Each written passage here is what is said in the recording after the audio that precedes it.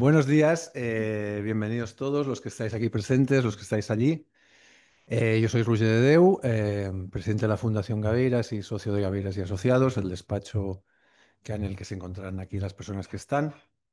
Hoy, bueno, como sabéis, la Fundación Gaveiras es una fundación, aquellos que nos conocéis, dedicada al estudio y a la promoción del derecho y la cultura.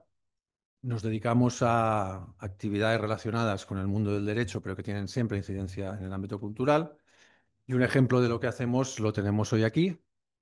Llevamos ya 4 años con un proyecto que se llama Legados y esencialmente es intentar buscar soluciones para aquellas situaciones en las que los legados de artistas de todos los ámbitos artísticos, hoy nos ocupa un ámbito muy especial, pero en general desde las artes visuales, el audiovisual, la música, las artes escénicas, merecen un trato, digamos, preferencial, creemos nosotros, porque al final bueno, el patrimonio del futuro es el legado del presente, ¿no? Y entonces, si no cuidamos nuestros legados, los actuales que tenemos, pues nos vamos a quedar sin patrimonio futuro.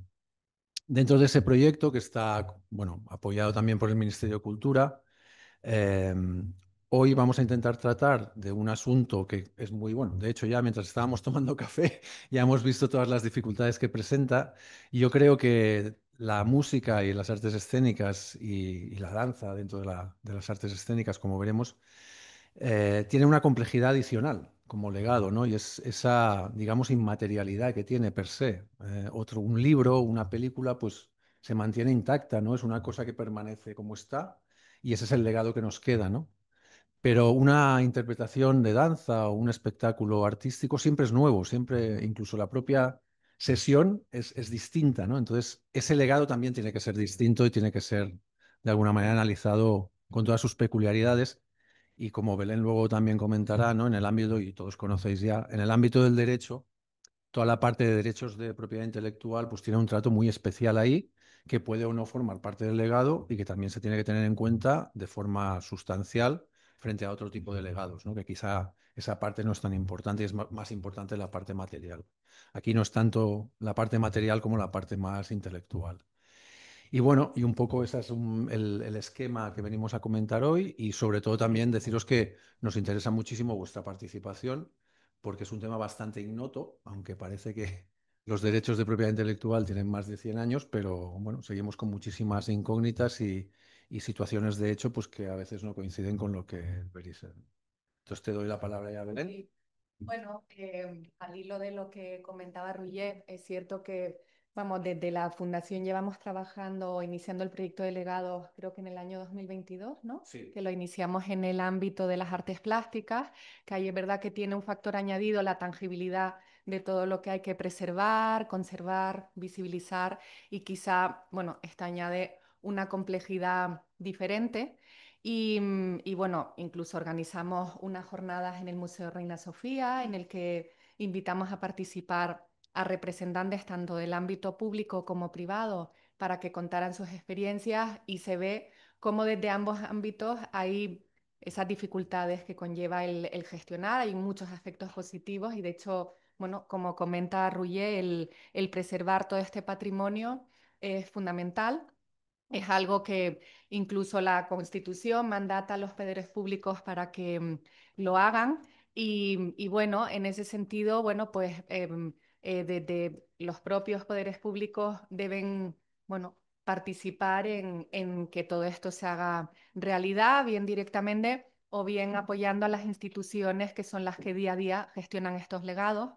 Y también hemos publicado un informe en el que recogimos datos, estadísticas, experiencias, propuestas de solución que presentamos en ARCO. Y aparte de, bueno, ahora lo que hemos querido desde la Fundación es ampliar toda esta investigación a otras disciplinas, como son la música, como es la danza, la coreografía, que son, bueno, parte de nuestro patrimonio inmaterial, que es igualmente relevante. Y para ello tenemos la suerte hoy de contar con dos personas que tienen muchísima experiencia en la gestión de legados, em, desde el ámbito público y desde el ámbito privado. Eugenia Iris. Eugenia es la directora de la Fundación Antonio Gades y además es patrona y viuda del propio Antonio Gades. Entonces, bueno, la experiencia le viene desde muchos focos y ella nos contará la labor que hacen desde la Fundación junto con la compañía Antonio Gades para visibilizar todo ese patrimonio inmaterial y bueno, y también la parte material vinculada a, bueno, a todo lo que es la coreografía de Antonio Gades. Y por su parte, Lluís Bertran viene representando, él es coordinador científico del Instituto Complutense de Ciencias Musicales, el ICMU, también una institución muy vinculada a preservar todo el patrimonio inmaterial que representa la música más del ámbito clásico.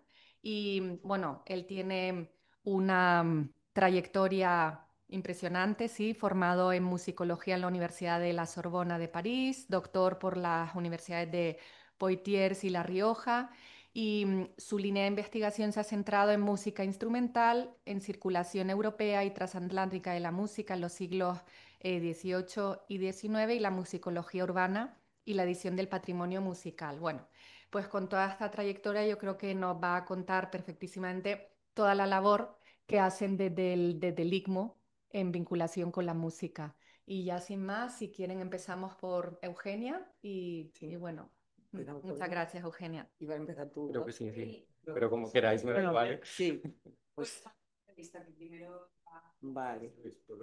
Ah, Luis, vale, perdón. Vale. Sí. Bueno, buenos días a todos.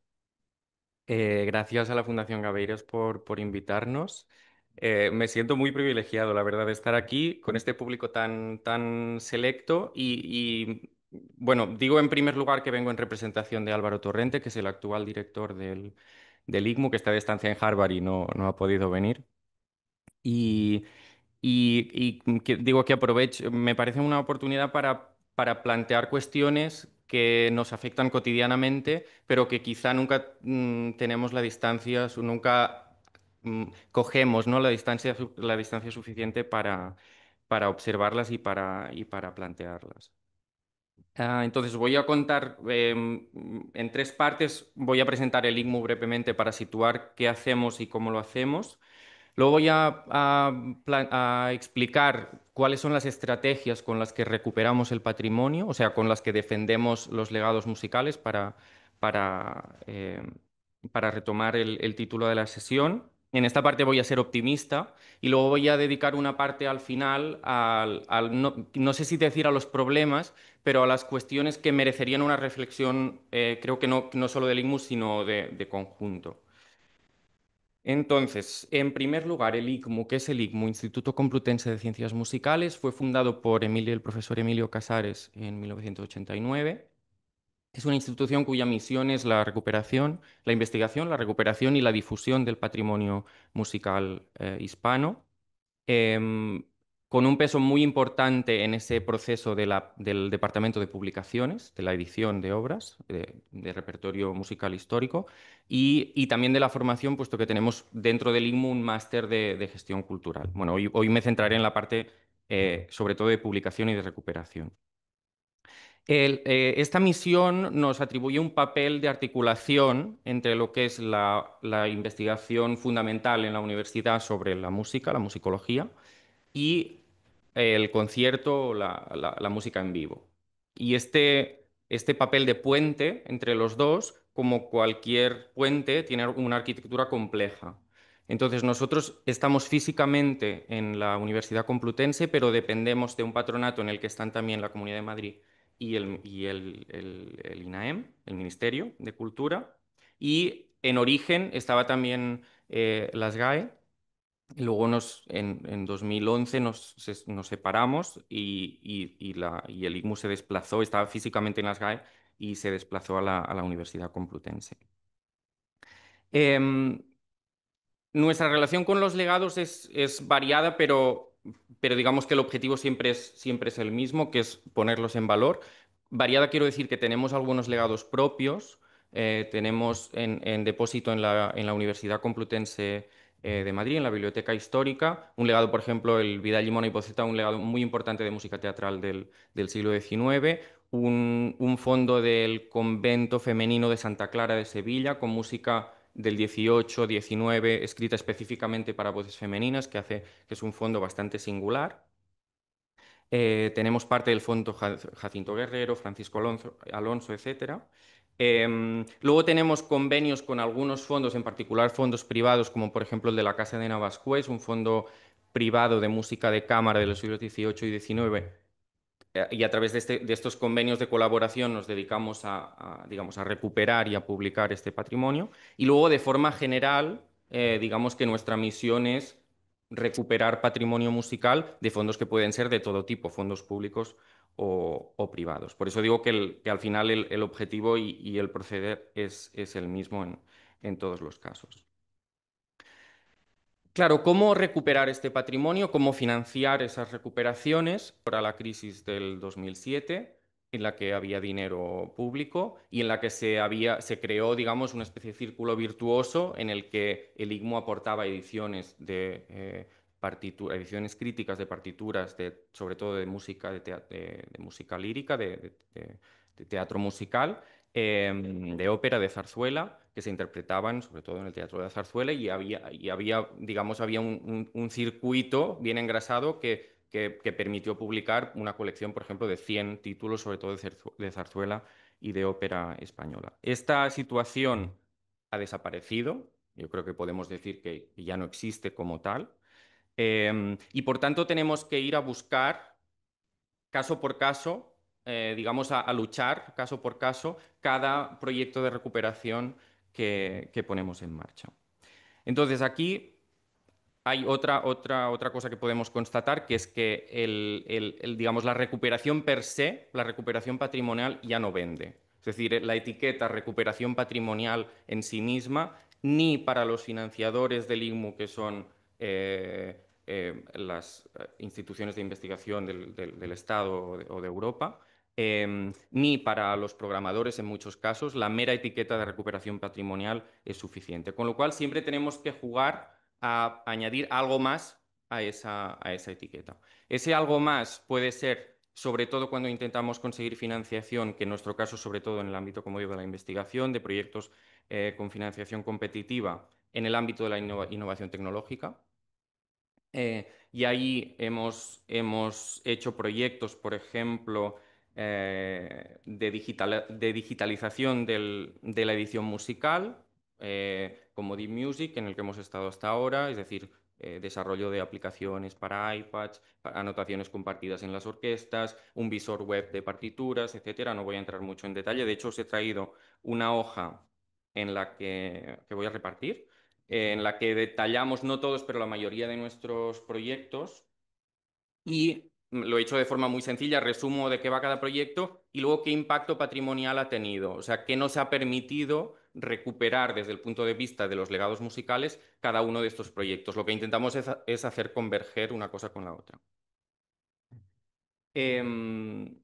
Por ejemplo, el proyecto quizá más visible ha sido el proyecto de IDONE, un proyecto con financiación europea que han dirigido Álvaro Torrente y Ana Llorens, que nos ha permitido, digamos que el objetivo del proyecto era analizar un conjunto de 3.000 áreas de ópera del siglo XVIII para, digamos, decodificar los códigos musicales que permitían la expresión de los afectos en el siglo XVIII.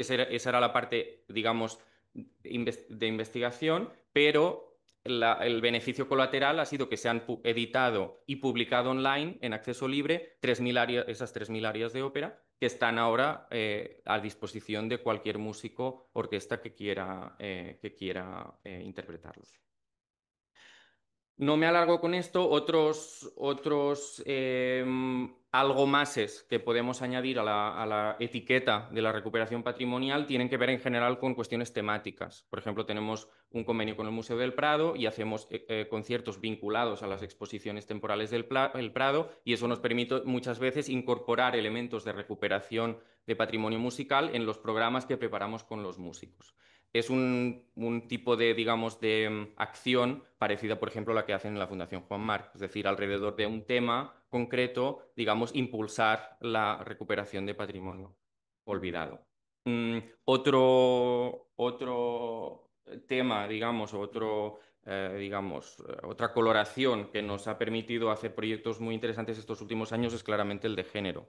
Hemos recuperado 2 fondos de conventos femeninos con música, como decía antes, escrita para voces de mujer, 18-19, música de compositoras como María Luisa Chevalier, una pianista de finales del 19, las sinfonías de María Luisa de Borbón, una infanta de España que escribía sinfonías en 1820, que ha sido la partitura que más hemos alquilado estos 2 últimos años, o la cantata de Cocha, compuesta para la princesa de Asturias, que, bueno, os podéis hacer una idea del tamaño, que publicamos hace un año, que es una compositora romana del 18 que se dedicaba a escribir grandes obras dramáticas para princesas de las principales cortes europeas, y una que no estaba atribuida y que pudo atribuir Judith Ortega, que es quien hizo la edición, se conserva aquí en la Real Biblioteca, y sorprendentemente es una música fascinante que no ha sido recuperada y, bueno, ha sido la ocasión para, para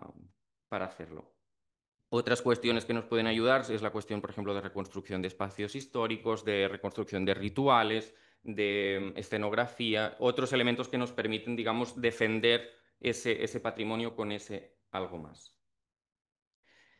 El gran pero de ese proceso, que como os digo, bueno, lo podéis ver en la hoja, se puede decir que es exitoso en cantidad de conciertos, de obras recuperadas, editadas, publicadas, es que dependemos absolutamente de financiación competitiva a corto plazo, con lo cual estamos sujetos, digamos, a la temporalidad de esos proyectos de investigación, a una gran volatilidad de los fondos en función de la coyuntura económica o política, y luego que son fondos normalmente finalistas que solo nos permiten contratar y hacer acciones en el marco de esos proyectos, y resulta muy difícil a veces justificar en esos proyectos de investigación que estamos gastando dinero para grabar discos, publicar partituras o pagar conciertos. Es muy difícil y estamos todo el día haciendo malabares en ese ámbito. Sin embargo, la producción de ediciones críticas de música, del patrimonio musical español o del que sea, sigue siendo una necesidad fundamental. Si observamos a lo largo del tiempo, los últimos 100, 150 años, los grandes giros del discurso musicológico en España o en cualquier sitio, todos van acompañados de una producción de ediciones críticas de música. En los años 90 fueron las zarzuelas en el ICMU de Emilio Casares, pero a principios de los años 2000, cuando hubo una apertura europea de la mirada de la musicología, se empezó a publicar música instrumental del siglo XVIII o ópera serie del siglo XVIII compuesta o encargada en España, que respondía al giro de la musicología, pero que requería de unas ediciones críticas que nos permitieran conocer esa música de una forma distinta que los manuscritos de las bibliotecas, de una forma más completa. Con lo cual, la necesidad de ediciones críticas accesibles, fiables, rigurosas, sigue siendo una necesidad fundamental que no está cubierta. Entonces, aquí entramos en un terreno, digamos, más pantanoso, pero que creo que merece la pena plantear la reflexión, que es la cuestión de la protección de las ediciones críticas. Este tema ha sido un tema muy polémico. Es decir, definir si una edición crítica presenta la originalidad suficiente para generar unos derechos de autor. La jurisprudencia, tanto en España como en otros países, lo avala, pero es verdad que la edición crítica tiene un componente, digamos, de restauración parecida al que tiene la restauración de una pintura. Es decir, el objetivo es que la edición crítica sea lo más fiel posible a las fuentes originales de esa obra, y por tanto digamos que la originalidad en principio está ausente del trabajo del editor. Sin embargo, hay un trabajo de interpretación, de reconstrucción que aplica en mayor o menor grado a todas las ediciones críticas. Entonces, de la misma forma que nos resulta imposible plantearnos que un gran museo o un Ministerio de Cultura no tenga un taller de restauración para la protección del patrimonio, ¿cómo puede ser que la restauración del patrimonio musical esté siempre sujeta a dudas, ¿no? Y que, digamos, pagar por ese servicio o por esas ediciones resulte algo que genera muchas resistencias, y además con un debate que está muchas veces, digamos, fuera del lugar en el que debería de estar, porque no estamos discutiendo sobre la necesidad de esas ediciones críticas o sobre el trabajo que suponen, sino sobre si tal edición es buena o mala, que es un debate completamente, digamos, al lado del objetivo que debería ser principal. Es cierto que sobre todo el repertorio escénico es repertorio llamado de gran derecho y que el coste para las salas de programar estas ediciones críticas es elevado, con lo cual ahí hay un debate que es legítimo, pero que tiene que estar, digamos, creo, centrado en lo que importa, que es cómo garantizamos que esa cadena funcione bien. Y luego hay un aspecto que es que igual que un taller de restauración necesita de técnicos especializados, un taller de edición crítica también necesita de técnicos especializados. No es solo un musicólogo que ha estudiado musicología, hay una especialización en el aspecto específico de la edición crítica, pero luego hay especializaciones sobre estudio de fuentes, copistas musicales, grabadores que hacen, digamos, la parte tipográfica de la edición. O sea, hay toda un conjunto de especialistas que no son solo el musicólogo que es profesor en una universidad pública y que tienen que existir para que eso sea viable. Entonces, por un lado, ha habido un trabajo enorme de digitalización de las grandes bibliotecas públicas. El patrimonio musical hoy en día es infinitamente más accesible digamos, a distancia de un clic de lo que lo era hace 10 años y lo está siendo cada vez más. Conseguimos, como digo, recuperar patrimonio y publicar patrimonio a través de proyectos de investigación, pero hay una debilidad, digamos, en la base del sistema que nos impide que ese puente que decía entre investigación o entre archivos y bibliotecas y músicos esté bien engrasado.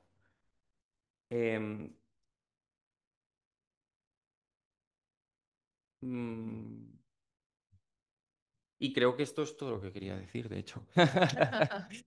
Muchas gracias. Pues muchas gracias, sí, muy interesante todo, sí.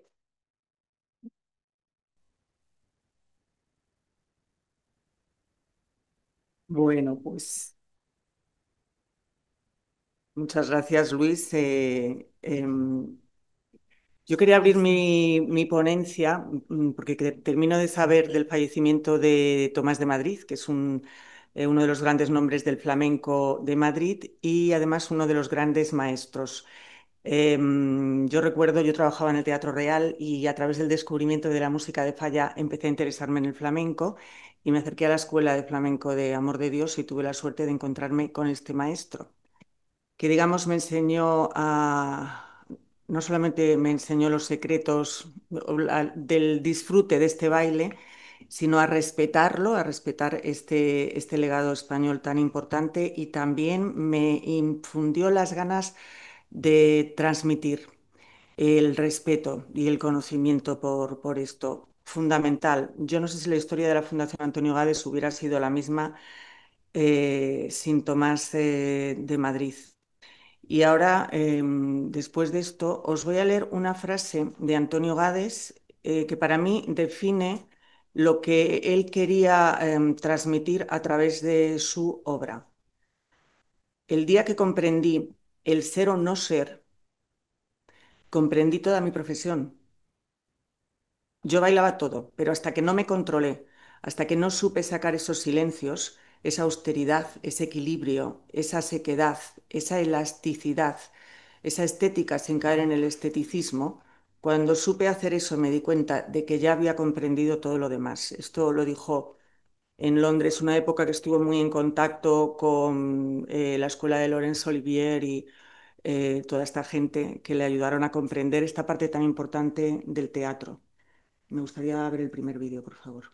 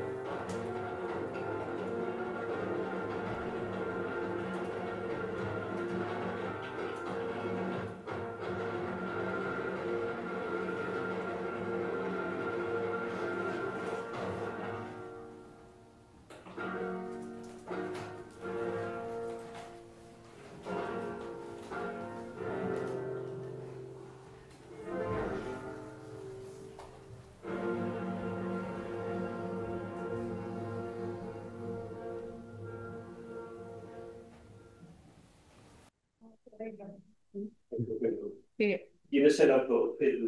Esta obra del artista gráfico Patricio Hidalgo Morán es la ganadora del primer concurso de arte gráfico que lanzó la Fundación Antonio Gades.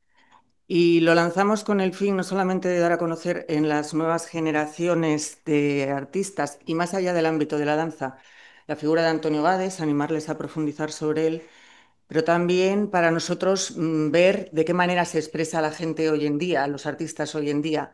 Porque claro, los que nos dedicamos a cuidar un legado patrimonial tenemos la obligación de respirar aire fresco constantemente para no anquilosarnos. Es muy difícil anquilosarte cuando tratas con el legado de los modernos, porque estos grandes lo que han sido los grandes modernos. Y Antonio Gades, con 67 años, murió siendo el más moderno. En los momentos cercanos a su muerte, bueno, yo soy Eugenia Eriz, soy viuda de Antonio Gades, dirijo, como ha dicho Patricia, la Fundación desde hace 20 años, con María Esteve, con la hija de Antonio, que es la presidenta de la Fundación, y con Estela Arauzo, que es la directora artística de la compañía Antonio Gades, una parte muy importante de esta fundación. Antonio tenía una preocupación enorme en los últimos momentos de su vida de pensar qué iba a ser de su legado, porque los precedentes en el mundo de la danza, y más concretamente de la danza española, habían sido hasta ese momento tremendos, hasta el punto de casi desaparecer o ver relegado el legado de grandes creadores a momentos de aniversario. Vamos a ver la obra de esta persona porque es el aniversario. No sé si os imagináis ver el Guernica porque es el aniversario del nacimiento de Picasso. Y la danza tiene también derecho a la eternidad, como el resto de las artes, y la danza española, que de alguna manera, yo siempre digo, representa el alma de nuestro país y es una de nuestras mejores embajadas, va por el mundo despertando la admiración y el cariño hacia nuestro país, la danza española. Este lenguaje que se desarrolló en España paralelo al ballet clásico, con una personalidad muy particular, porque tenemos un folclore riquísimo, una historia impresionante, infinidad de culturas que se han dado cita aquí y han dado lugar a esta forma de expresión, como digo, reconocida internacionalmente y que conocemos como danza española. Antonio tenía preocupación de qué iba a ser de ese legado, no porque su nombre perviviera, sino porque era consciente de lo que él había hecho y lo que habían hecho sus maestros, lo que sus maestros habían depositado en sus manos. Él siempre decía, yo no me he inventado nada, a mí todo me lo han dado y yo tengo que encontrar a alguien que lo merezca y que lo merezca y lo que sé, dárselo, porque a mí me lo han dado antes. Entonces, bueno, estaba muy bien rodeado, la verdad, Antonio Gades, y tuvo la suerte de que uno de sus más cercanos colaboradores, Josep Torrent, le hablara de la idea de la fundación, porque se habían barajado varias ideas. Quiero decir que es muy importante que el creador, en este caso, y yo creo que también debo decirlo, porque los creadores de hoy en día deben pensar en qué va a pasar con su legado a su fallecimiento. Es mucho más fácil después el camino si el creador ha sentado las bases. En esta fundación se alberga no solamente el legado coreográfico, sino también tangible, todo el legado documental eh, y también la imagen y también el estilo de Antonio Gades, lo que nos ha permitido, lo que nos ha hecho el camino mucho más sencillo. Hay que decir, claro, que a partir de la muerte de Antonio Gades, sencillo, realmente sencillo, no es que haya sido, pero Antonio es algo muy tangible, casi se puede tocar lo que ha dejado. Y en ese sentido hemos tenido siempre un norte y sobre todo una mira hacia el futuro, un más allá, y hemos remado todos en la misma dirección. Han pasado 20 años ya.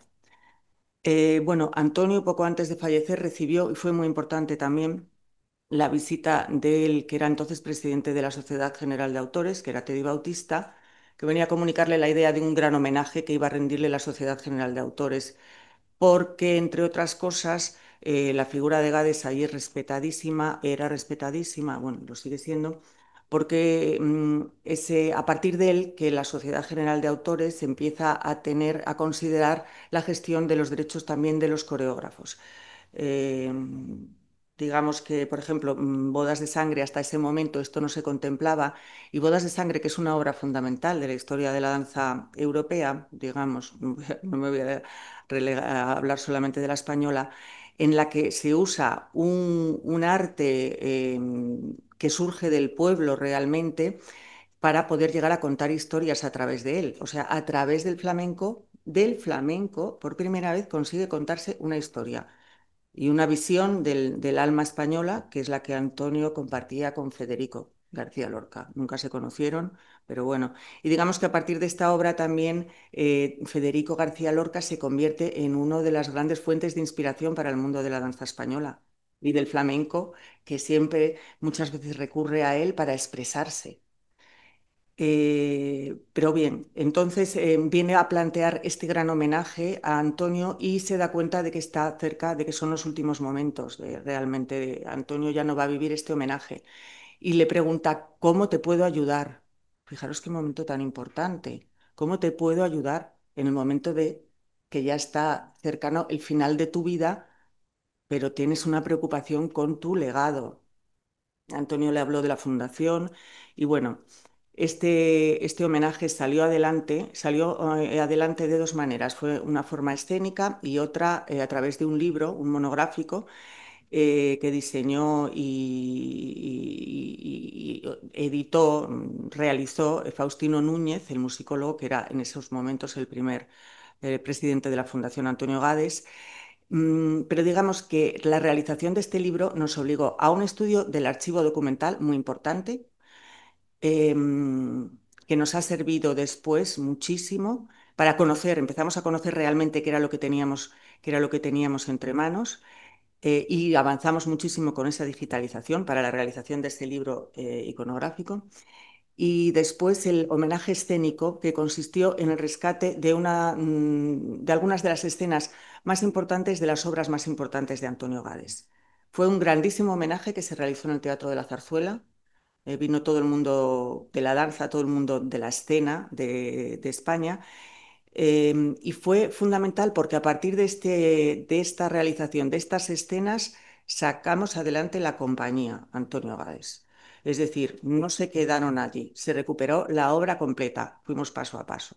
Primero Carmen, después Bodas de Sangre, después Fuente Ovejuna, y la última de todas, Fuego, que es la versión del Amor Brujo de Gades y Saura, que nunca se había estrenado en España. Se estrenó en el Teatro de la Zarzuela, lo estrenó la Fundación Antonio Gades. ¿Os imagináis? Una obra de Gades que no había sido vista en España. La verdad que fue un momento muy emocionante para nosotros poderlo ofrecer allí. Hay gente que decía que era una obra menor, pero es una obra menor de Gades. Y hoy en día yo creo que se ve con más brillo que nunca. Y es la que más en contacto nos pone con su espíritu. Bueno, hablo de estos dos homenajes que fueron fundamentales para nosotros. A partir de ese momento empezamos con la compañía. Es un esfuerzo enorme la compañía, pero claro, el legado de un coreógrafo, el legado de un estilista como es Antonio Gades, no es solamente tangible, es intangible. Realmente solamente se pone de manifiesto, solo existe cuando se sube al escenario. Esta es una obra, la de Gades, de gran formato, se tiene que realizar así y supone un esfuerzo gigantesco. En algún momento se nos ha planteado ceder alguna de las obras al Ballet Nacional de España, para que alguna de estas obras las haga el Ballet Nacional de España, pero Gades es también una escuela específica dentro de la danza española. Eso es un conocimiento, es una técnica particular. Antonio Gades decía que la danza no está en el paso, sino en lo que hay entre paso y paso. Y si tú ves una obra de Gades bailada por otra compañía, es otra obra, no tiene nada que ver. Está tanto en lo que es el paso como en la formación que nosotros estamos consiguiendo dar a los bailarines en nuestra escuela, en nuestra forma de entender la danza. Es una compañía que mueve una media de 28 personas y que hemos sacado adelante por más de 20 años. Hemos tenido la enorme suerte de contar con Estelar Auzo, que estuvo en la compañía de Gades desde los 18 años y que de alguna manera se ha convertido en su gran transmisora. Hemos tenido la gran suerte de su generosidad, porque a la danza y a estas técnicas, a estas escuelas les hace falta que los que los conocen sean maestros y quieran transmitir. De verdad, no siempre pasa. Es muy importante querer transmitir de verdad y depositar todo esto en las nuevas generaciones. Bueno, ¿cuáles han sido nuestros éxitos? Nuestros éxitos, pues sobre todo es la agenda internacional y el reconocimiento internacional que continúa teniendo la compañía Antonio Gades. Es una de las realmente más internacionales que tiene España ahora mismo. Sigue siéndolo. Es una compañía que ha cumplido hace 2 años 60 años de historia y 20 años de historia continuada con la Fundación Antonio Gades. Claro, Gades descansaba de vez en cuando. Nosotros no podemos descansar de vez en cuando porque sería imposible reconstituir la compañía con todo lo que tenemos hasta ahora. Y bueno, pues parte de este éxito que tenemos es no solamente poder hacer la obra de Antonio Gades, sino haber podido hacer pequeñas nuevas creaciones invitados por teatros internacionales. Por ejemplo, la Arena de Verona invita a la compañía desde hace ya 5 años para hacerse cargo de las partes bailadas en la ópera Carmen, o óperas como la de Oman también nos invitan para hacernos cargos de las partes bailadas de Carmen, de obras como La Traviata.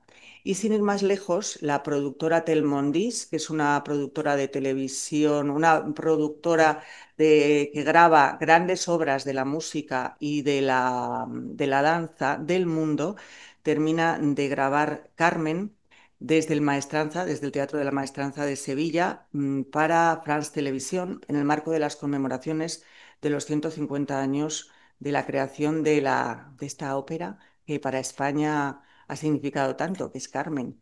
Tanto, tanto, tanto, que es que no hay bailarín español que no se haya sentido tentado de expresarse a través de esta obra, y no solo español. Bueno, pues ha sido un orgullo enorme el poder grabar esta obra de Antonio Gades con tantísimos medios, como son 9 cámaras, 2 unidades móviles, una grúa, y creemos que va a quedar para la posteridad algo realmente bien retratado y con la dignidad que merece esta obra. El apoyo que tenemos fundamental de las instituciones. Esta colaboración con las instituciones es fundamental. El Ayuntamiento de Getafe nos cede un espacio magnífico para que la compañía pueda trabajar allí, no solamente con la compañía, también la fundación. Nuestros artistas pueden ensayar, tenemos allí los decorados, tenemos allí los vestuarios, etcétera. La Comunidad de Madrid, que es quien facilita estos convenios de compañía residente con los ayuntamientos, y que también yo creo valora el trabajo y la labor que estamos desarrollando, y con quien estamos buscando formas de enfatizar, de profundizar en esta colaboración, porque necesitamos apoyo.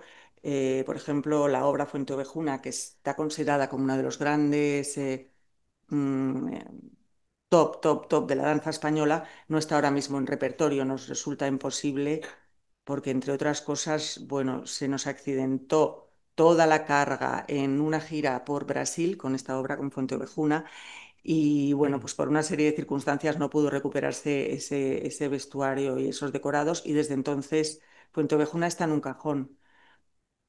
Y esto no puede ser. ¿Cómo devuelve la fundación a las instituciones?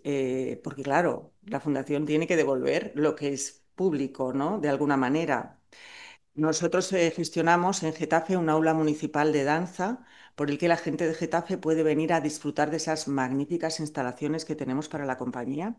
Y tenemos 420 alumnos este año y alumnas con los que, bueno, pues vienen a disfrutar de esta danza de una manera sana, de una manera sin pretensiones de pasar a ser artistas.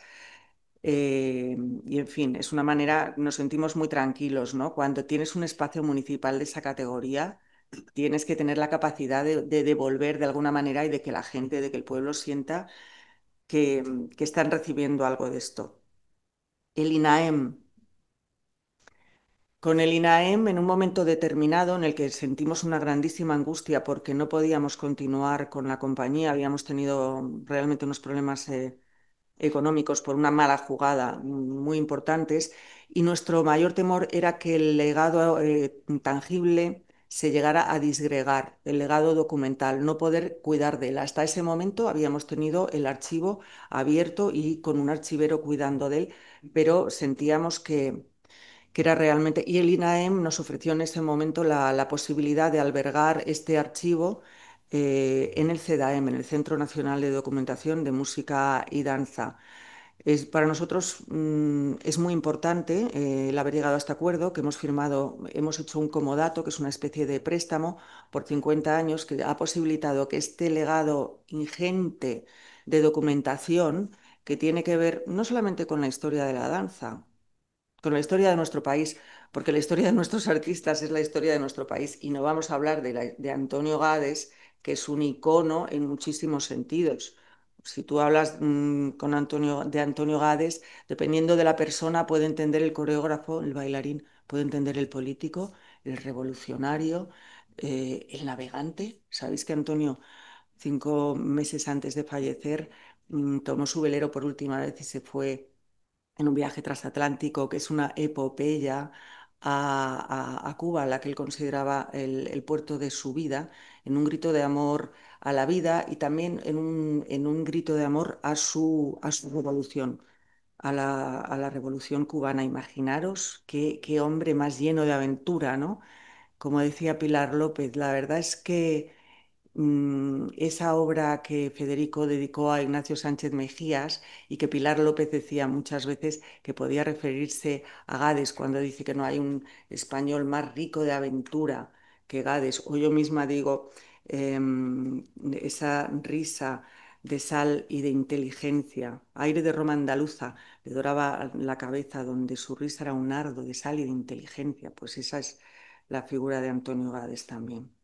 Y bueno, este archivo, que descansa en el CEDAEM, nos ha posibilitado, desde que está digitalizado, no a nosotros, ha posibilitado la edición de 3 libros distintos, de 3 miradas distintas sobre Antonio Gades. Es maravilloso, porque yo no quiero que la Fundación sea quien está mirando a Gades. Lo que tenemos que posibilitar, y Antonio Álvarez Cañivano, que está aquí, sabe muy bien de lo que hablo, porque fue con quien empecé las conversaciones para trasladar allí el archivo al CEDAEM, nos ha posibilitado estas varias miradas sobre Gades.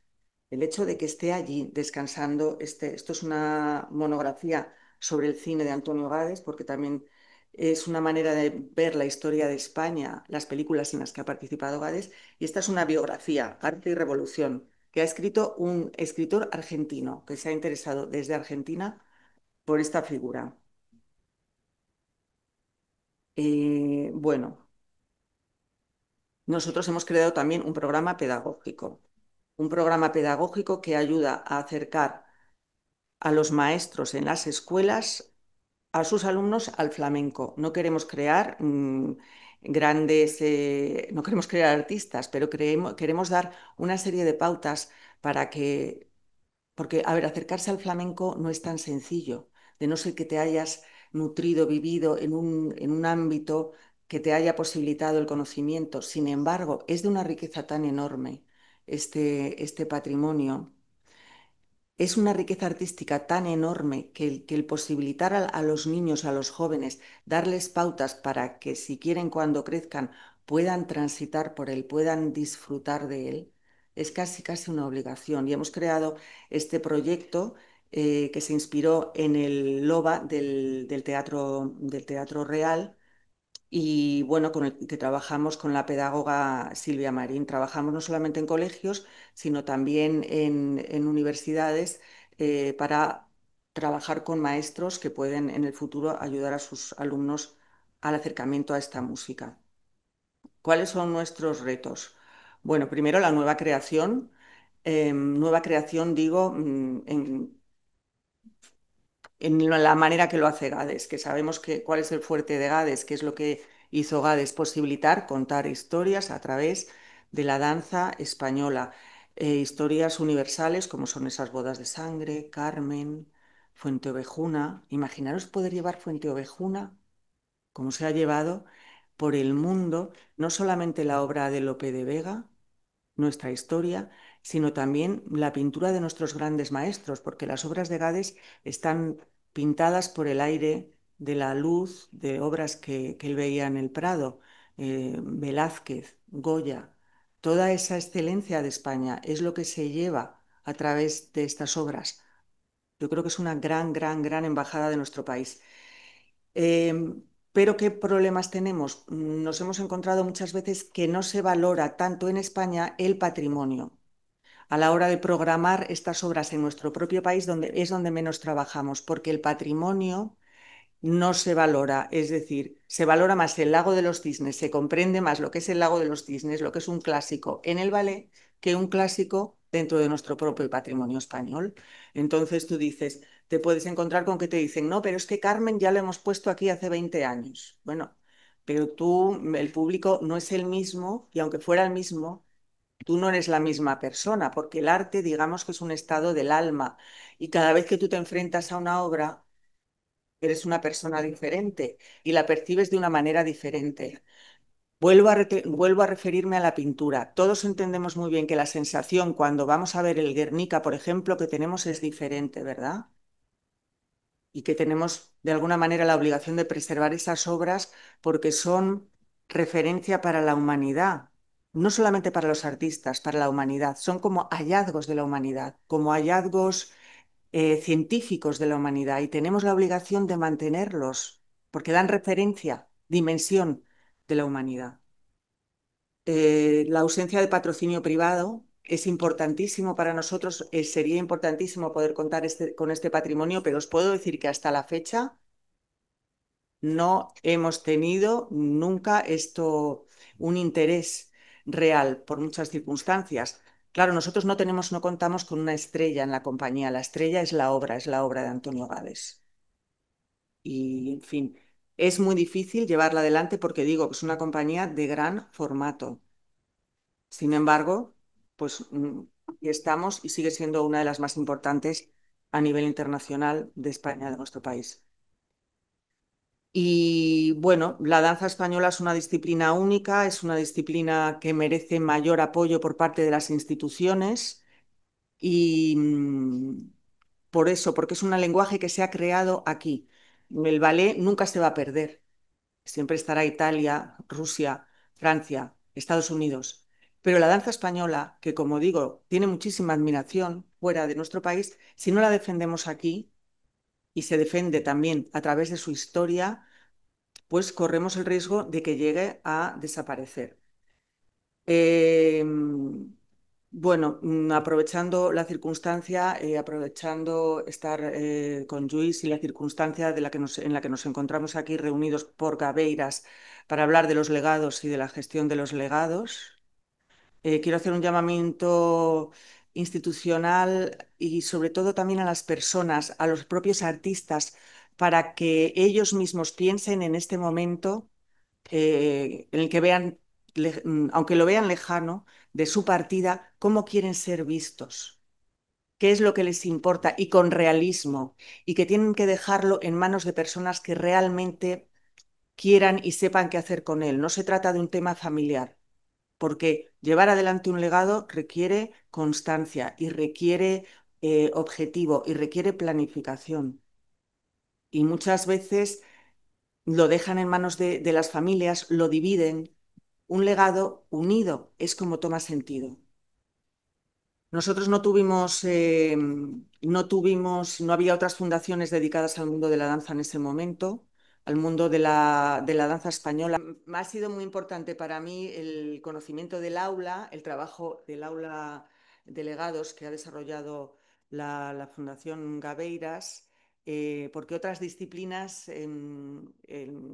nos enseñan a nosotros muchísimo. Como digo, cuando empezamos no había fundaciones que se dedicaran al cuidado de coreógrafos, de creadores de danza española. Hemos tenido que ir haciendo camino al andar. ¿Sabes qué nos inspiró? Bueno, una de las muchas inspiraciones que tuvimos fueron los estatutos de la Fundación del Teatro Lírico, donde se hablaba mucho del cuidado del patrimonio lírico español.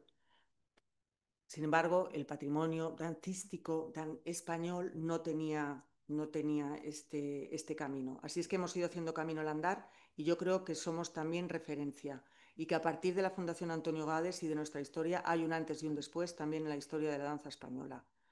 Ya todos hacemos guías didácticas destinadas a los colegios para que los colegios puedan entender la obra, puedan entender la danza española, en fin. Bueno, pues esto es lo que os quería contar. Quería haber traído un vídeo de la compañía, pero mirad, voy a poneros el final de un cortometraje que realizamos a partir del archivo. en este cortometraje, el que habla de sí mismo y de su obra es Gades. Esto no os lo voy a poner. Voy a poneros la parte final en la que se ve un poco, se quiere representar esa transmisión que ha habido, ese traer al siglo XXI este espíritu, este alma de Gades a través de la compañía Antonio Gades. Así es que, si queréis, por favor. Este es nuestra sede, el Teatro Auditorio Federico García Lorca en Getafe, que os invito a conocer. Es bellísima, nos ha tenido una suerte enorme.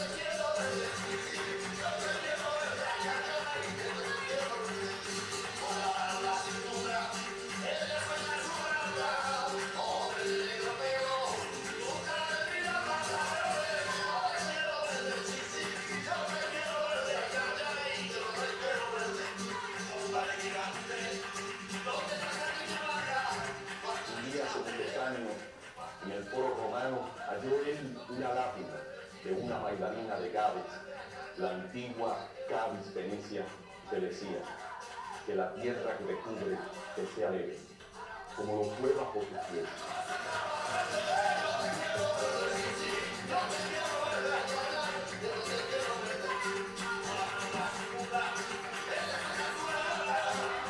En esta compañía, la compañía a la cual dirijo es un puerto, y yo soy una célula de los demás que hacemos el puerto.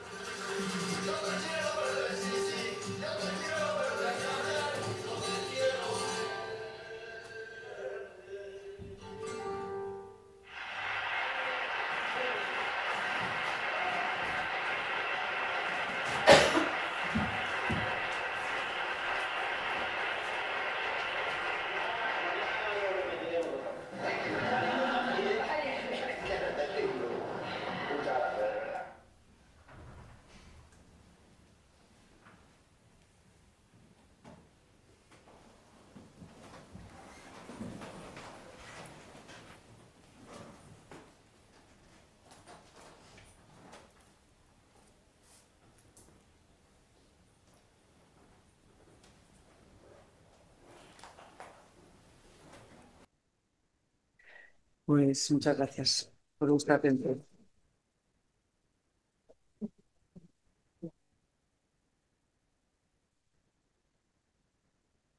Bueno, wow, ¿no? Sí, sí, muchas gracias, Eugenia. La verdad que sí, qué manera, ¿no? De contar. Sí, yo creo que nos ha quedado muy claro la super labor que hacen desde la fundación.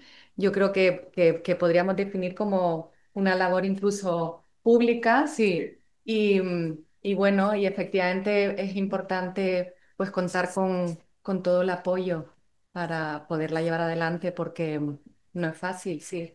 Así contado por ti parece fácil, pero supongo que no. Pero bueno, sí. Bueno, es un ejemplo, yo creo, Mm, de una buena gestión, sí, por un lado, y de, como decías, ¿no? De una clara idea de hacia dónde tirar y cuáles eran los aspectos en los que él quería incidir, tanto en formación, en repercusión en la sociedad, ¿no? Y que esto esté alimentado por una compañía que va generando ingresos, por un lado, y un apoyo público, por otro, pues podría ser un modelo ideal de gestión de legados, ¿no? Muchas veces por cuestiones prácticas no puede ser así, ¿no? Pues no puede existir una compañía, o las ayudas públicas son mucho menores, o la figura del artista, pues ya, o del creador ya no es tan tangible, y ahí la cosa se va complicando, ¿no? Pero bueno, en vuestro caso yo creo que la planificación es ideal, mm, es la sí, perfecta.